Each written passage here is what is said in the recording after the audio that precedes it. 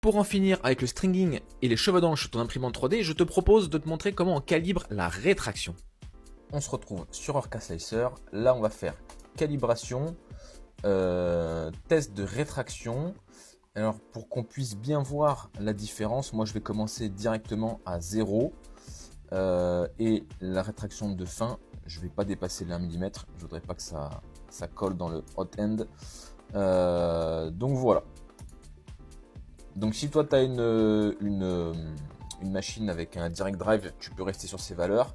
Si tu es sur un Bowden, il va falloir monter ces valeurs. Tu peux te mettre entre, je sais pas moi, 0,5 et 2 mm. On est déjà à la 4e étape de la série comment calibrer son filament. Donc pour les autres épisodes, va dans mon profil et ensuite abonne-toi pour ne pas rater les prochains. Ok, donc voilà le résultat qu'on va interpréter. Donc moi j'avais sélectionné de 0 à 1 mm, donc tu as compris les petits étages là, c'est 0, 0.1, 0.2, 0.3, 0.4, etc. jusqu'à 1. Donc là tout de suite on voit qu'à 0 et à 0,1 il y a pas mal de stringing, on a même des petites bavures, là on les voit bien, hein, les petites bavures, ça faut l'éviter à tout prix. Autant le stringing ça se retient avec le chalumeau, autant ces bavures là c'est plus compliqué, ça laisse des traces sur l'impression. Donc là il faut être au moins à 0,2. On va prendre une marge aussi. Pourquoi? Parce qu'en fait ils sont très proches. Regardez par rapport à mes doigts, ces cylindres sont très proches, donc la buse quand elle se déplace elle a même pas le temps de couler.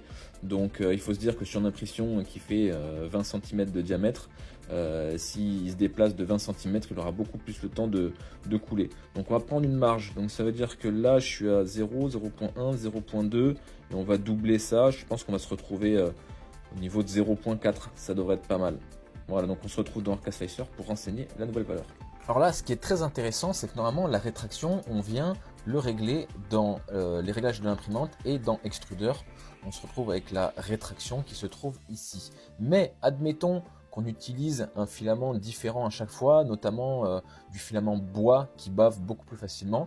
Donc la valeur de calibration qu'on vient d'obtenir, si on le rentre dans la machine, là, dans les paramètres de la machine, on va tout le temps avoir ce paramétrage. Nous, on veut que ce soit le paramètre qui soit associé au filament.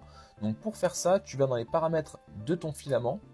Et en fait, ici, dans Forçage des réglages, tu peux lui dire, voilà, quand je choisis ce filament-là, la rétraction, elle passe à cette valeur. Donc ça prendra le dessus sur les réglages de la machine. Donc là, on inscrit la valeur qu'on a trouvée, 0,4 ou 0,5, je crois que c'était. Et voilà, on n'a plus qu'à enregistrer ça. Et c'est tout. Dans le prochain et dernier épisode, on verra comment on calibre la vitesse volumétrique.